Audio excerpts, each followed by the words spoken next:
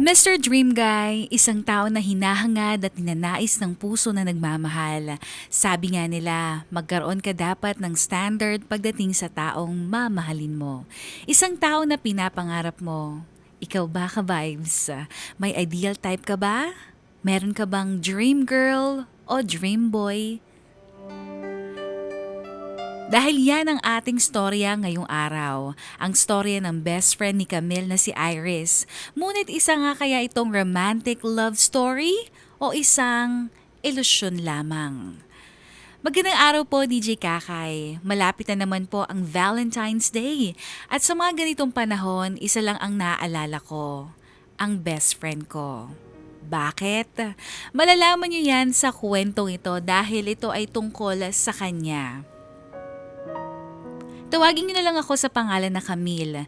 College kami noong nakilala ko si Iris, DJ Kakay. Blockmates kami noon at kaagad naging close. Kumbaga, best friends since day one. Pero sa totoo lang, hindi naman kami naging close dahil mabait siya o friendly. Instead, dahil talaga sa opposite na dahilan. Ang weird, no? Pero ganun talaga, DJ Kakay. Nag-click kami dahil may pagkamasama ang ugali niya. Satisfying sa tuwing nambabara siya o nangaasar ng ibang tao. Basta gumaan kaagad ang loob ko sa kanya noon, DJ Kakay.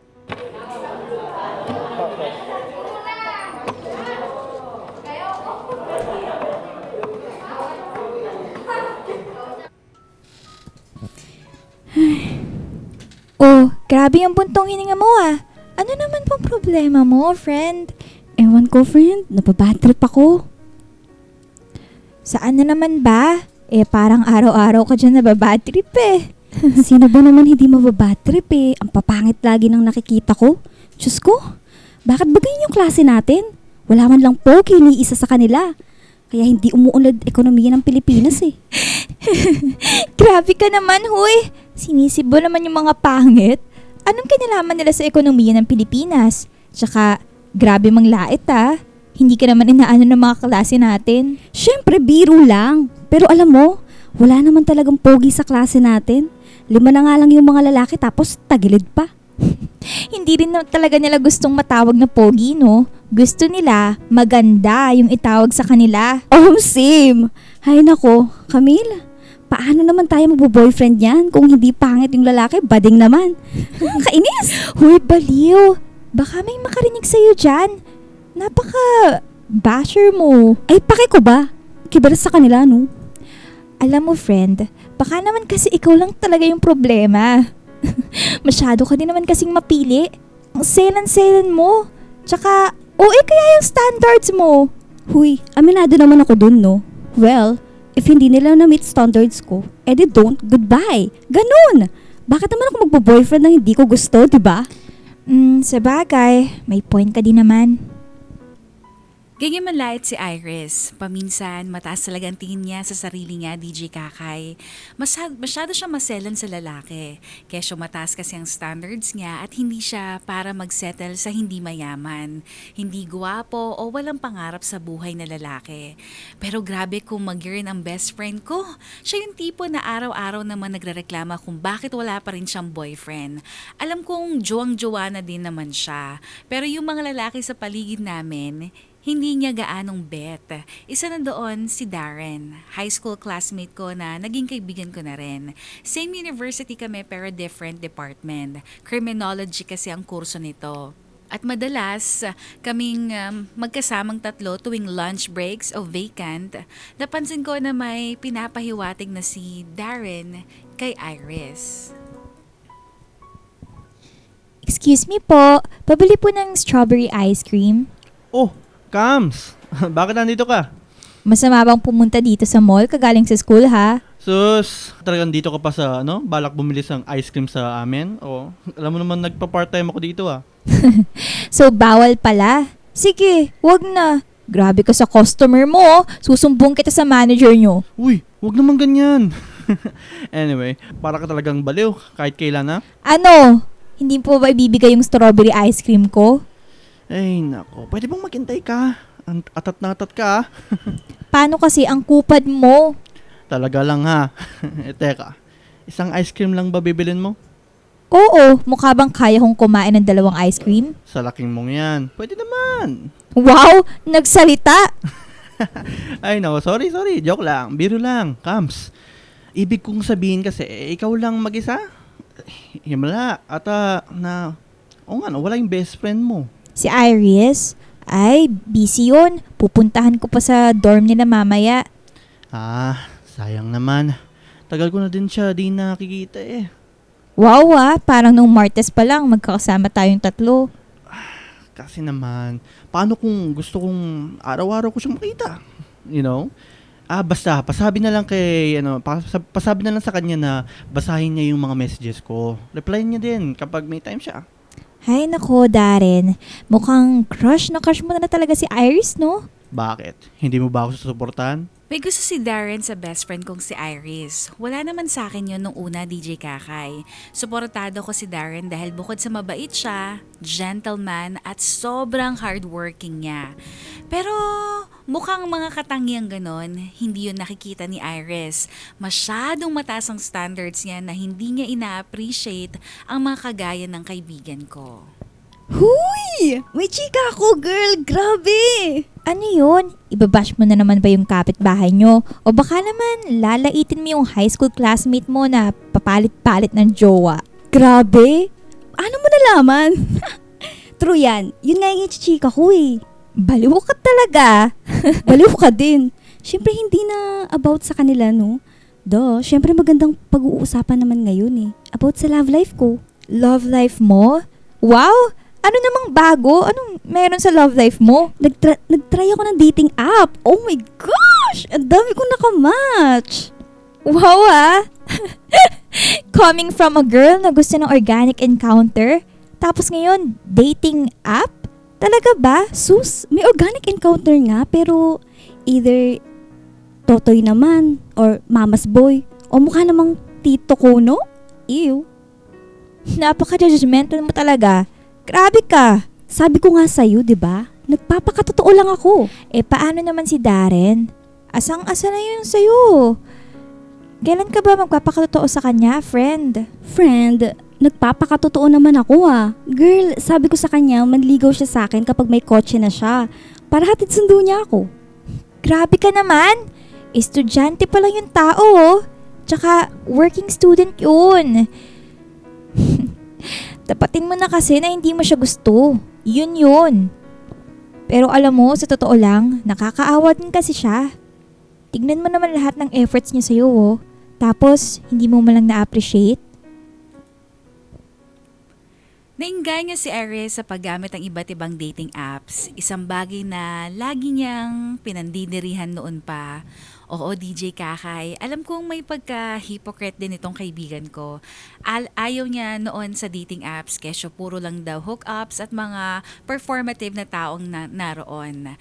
Ayaw din daw niya na parang binibenta niya ang sarili niya sa market kapag naroon siya.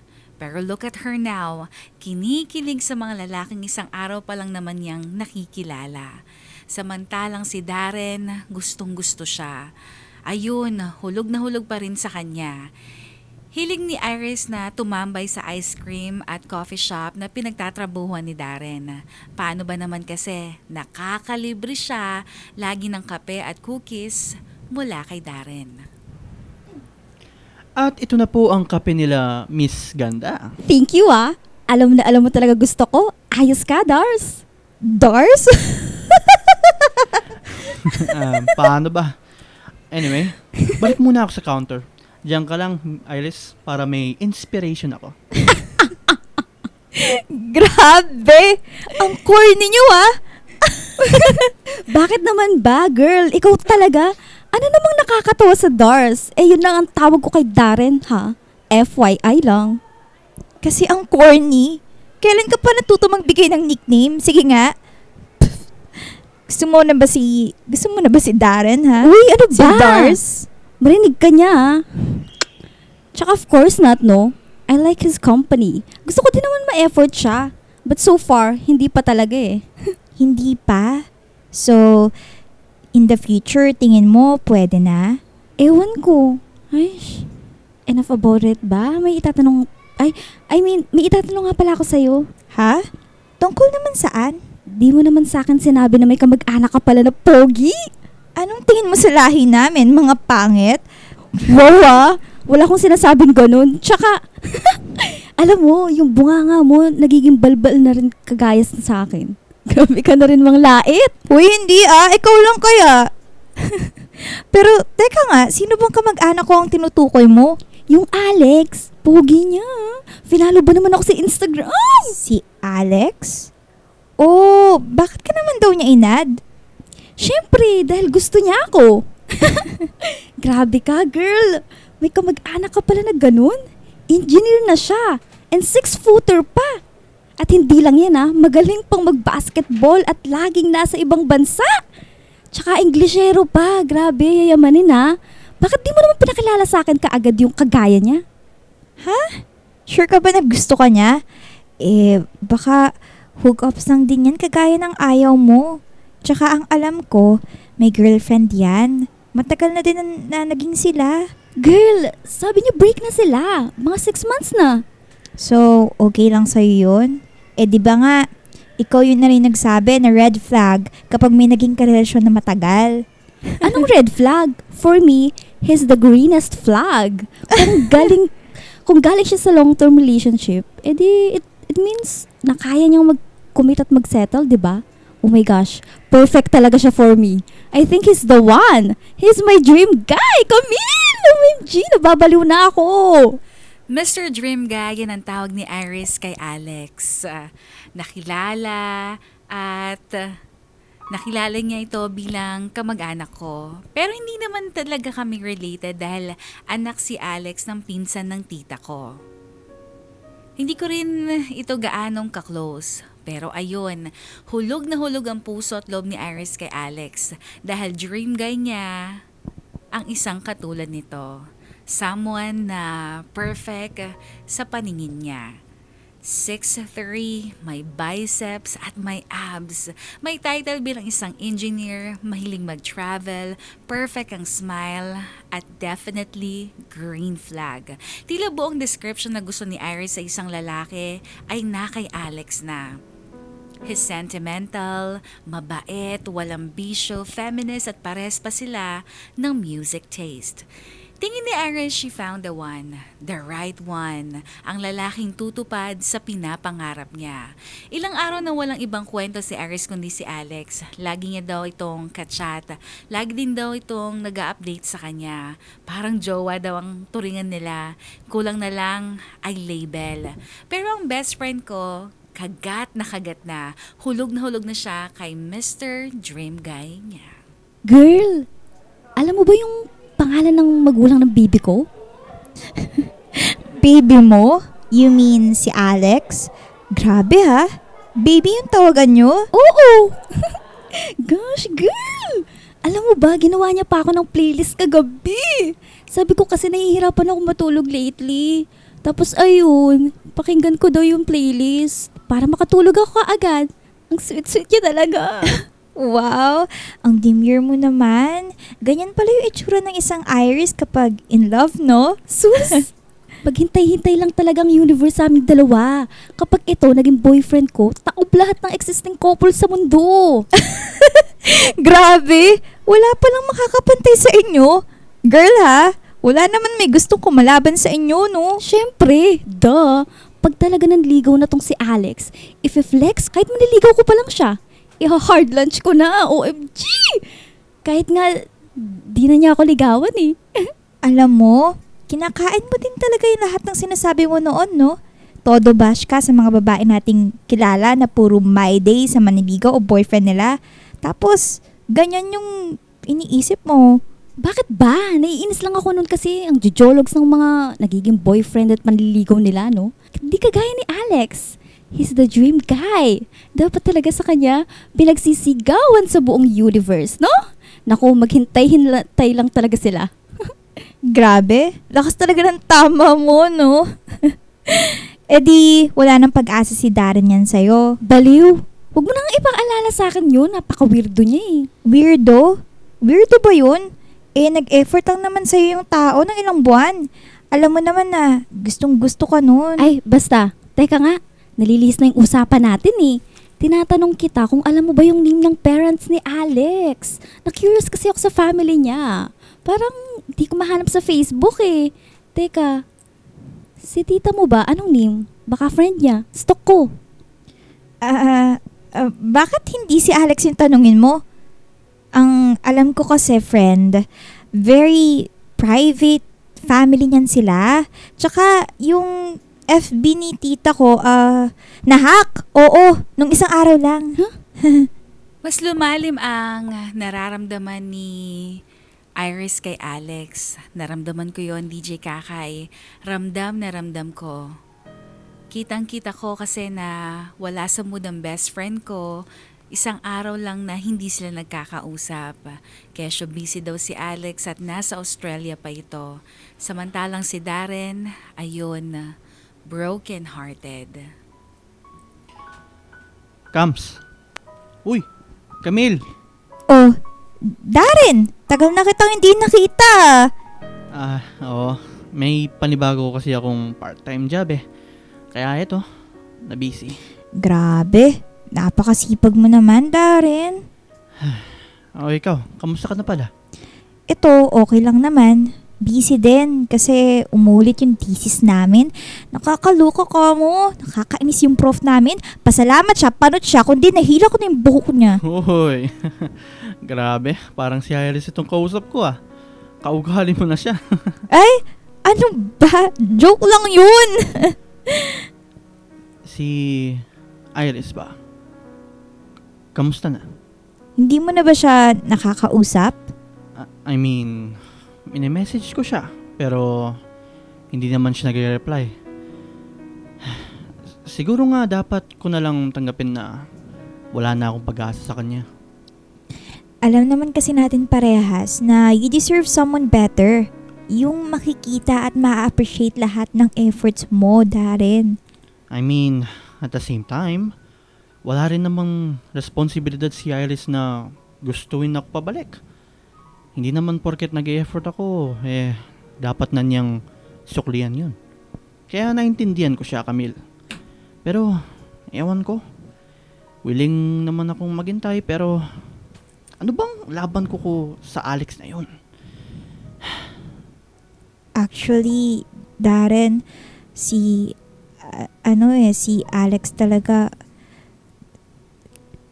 Hoy, Darren, anong ginagawa mo dito? Don't tell me kinukulit mo tong si Camille para bigyan kita ng chance. Ha? Hindi sa ganon.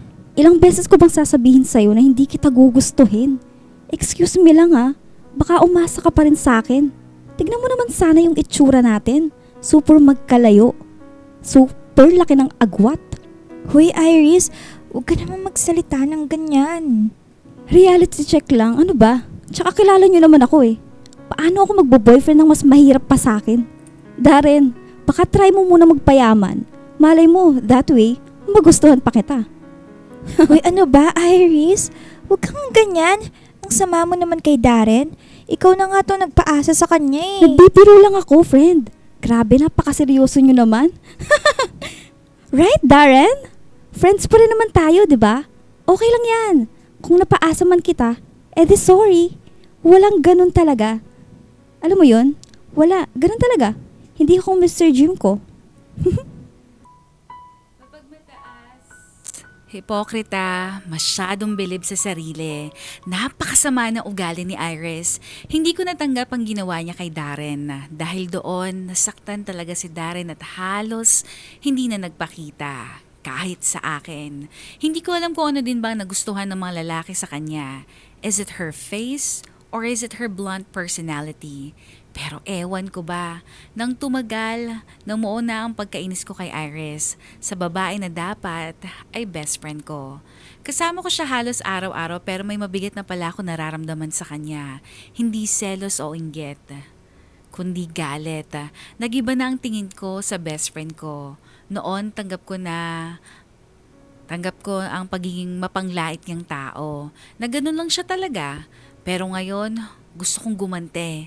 Gusto kong karamahin siya dahil hindi deserve ng kagaya ni Darren ang ginawa niya. Mabuti na lang, pagkatapos noon, ilang araw siyang hindi kinausap ni Alex. ng lalaking tinatawag niyang Mr. Dream Guy. Oh, kamusta naman kayo ng dream guy mo? Hindi pa rin siya nagpaparamdam. Magtatatlong araw na siyang wala. Paano yan? Malapit na mag-Valentine's, oh. Don't tell me, igugos na niya ako. Isang buwan na din kayong magkausap, Iris, pero walang progress. Baka naman karma mo na yan sa pagpapaasa mo kay Darren, ha? Naku, hindi na ako magtataka. Baliw. Ano ba? Huwag ka nga ganyan. Tsaka, kamag-anak mo siya, di ba? Hindi mo ba siya nakakausap? Try mo kayang kausapin. Girl, hindi ko talaga kaya. Miss na miss ko na siya, oh. Hindi ko nga siya kamag-anak. Naku, paano na lang kaya kapag nakita mo siya ng personal, no? E di lalo kong nabaliw dyan. Huy, pero nakausap ko siya through call sa Discord, no? Tsaka ikaw na rin nagsabi na mas pogi talaga in person. Oh, my Mr. Dream Guy talaga. Isang buwan na din kayong nag-uusap, oh. Ano bang sabi niya? Liligawan ka na niya? Wala naman. But sabi niya, napapasaya ko daw talaga siya. Yun naman yung importante eh, di ba? Hello, uso yun ngayon. Yung ang label ay masaya lang, no commitment, basta masaya. Hindi ba nilalait mo si Janice na may ka-talking stage ng 1 week? Eh ikaw nga, friend, halos magdadalawang buwan na kayo ni Alex. Ewan ko sa'yo, friend. Kinakain mo talaga yung mga sinasabi mo dati. Kasalanan ko ba na na-fall na talaga ako kay Alex? He's my dream guy. After all, Camille naman.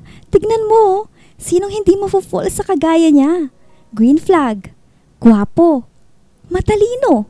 Nasa kanya na talaga lahat. At hindi lang yon. Kabisado niya talaga ako. Yung favorite ko, yung ayaw ko, yung mga hobbies at hilig ko. That means, he's very attentive, Camille. Alam mo naman na yung gusto ko, di ba? Eh tingnan mo, asan naman siya ngayon?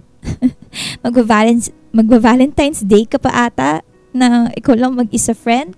Hindi mo ba siya nakakausap? Please naman oh, baka may contact ka sa kanya o sa kamag-anak niya. Nag-aalala lang din ako kay Alex. Intindihin mo na lang. Alam mo naman na busy siya kasi pag-migrate na sila sa US, di ba? Ano? Bakit hindi man lang nagsabi sa akin? Ha? Hindi niya nasabi o nabanggit sa'yo na mag-migrate siya sa US? Oo! Hindi! Anong migrate? That would also mean na mas hindi kami magkausap niyan. Dahil sa time zone. Paano na lang kami niyan? Shucks.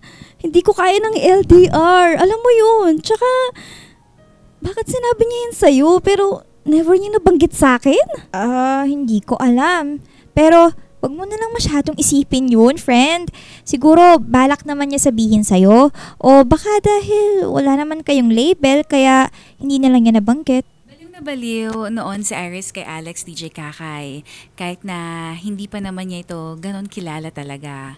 Doon ko na-realize kung gaano kadali na ma-inlove si Iris kapag nakakilala lang siya ng taong akala niya ay perfect para sa kanya. Kahit naman sino siguro kapag nakilala mo yung ideal person mo, talagang mahuhulog at mahuhulog ka. Mababaliw. Kahit hindi naman totoo. Dahil madalas, bulag tayo sa pag-ibig, DJ Kakay. Valentine's Day noon, madaming couples na nagsiselebrate. Araw ng mga puso Talagang perfect na araw yon kung may tao kang gusto. Ang ganda talaga ng flowers! Friend! Oh my God! Ang sweet-sweet talaga ni Alex. Feeling ko tuloy ako ng pinakamaswerteng babae sa mundo. Look may tulips ba naman ako? Mabuti naman na gustuhan mo. Diyos ko, talagang inutusan pa talaga niya ako para dyan. Alam mo naman na busy siya kaya binigyan niya na lang ako ng pera para makabili ng flowers para sa'yo. OMG talaga ba? Gosh, magkano binigay niya? Ang yaman ng TV ko, no? Oh gosh, sana soon romantic dinner date naman. Teka nga, picturean ko nga ulit itong flowers. Ha? Bakit naman? Diba kakapost mo lang sa My Day mo, diba? Madami na nga nag-like, sabi mo for sure, inggit sa'yo Sisend ko kasi kay baby Alex ko. Siyempre gusto kong maramdaman niya na talagang na-appreciate ko yung bigay niya. Ay, sakto kasend ko sa kanya. Nag-notif phone mo. Wala. Nag-message lang sa akin yung nanay ko. Ano ba? Ano Or should I call him na lang? Siguro naman okay lang kasi Valentine's, 'di ba? Oh my gosh, girl, need ko na talaga siyang makausap. Baliw, ano ka ba? Huwag mo muna. Ang alam ko, busy yan siya sa meeting eh. Tsaka nagrereklamo nga na madami daw siyang trabaho kaya hindi ka niya makausap. Pabayaan mo na muna. Bag secured ka naman dun eh. Hindi ko alam kung hanggang kailan pa ang lahat ng iyon, DJ Kakay, at kung hanggang kailan maniniwala si Iris. Sa tuwing nakikita ko siya, parang gusto ko na lang matigil ang lahat. But at the same time, satisfying na makita siya na ganon, yung in love na in love. Hindi ba ang sarap sa feeling ng ganon, na makitang masaya sa love life ang best friend mo? Pero para sa akin, hindi yun mismo ang dahilan. Ang sarap sa feeling na makita siyang asang-asa, baliw na baliw at tuluyang nahuhulog sa Mr. Dream Guy niya. Ang hindi niya alam, wala naman talagang Alex na nag-i-exist. Hindi naman totoo ang lahat ng yon. Ang Mr. Dream Guy niya, mananatili na lang na isang ilusyon, isang panaginip o isang bangungot. Camille! Oh, Iris, bakit ka umiiyak? Napano ka? Totoo ba to, ha? Totoo ba na hindi naman totoo si Alex? Ha? Anong hindi totoo? Baliw ka ba? Oo! Kasi ikaw! Kasalanan mo lahat ng to! Ang galing mo din magmaang-maangan, di ba? Pero you know exactly what you're doing?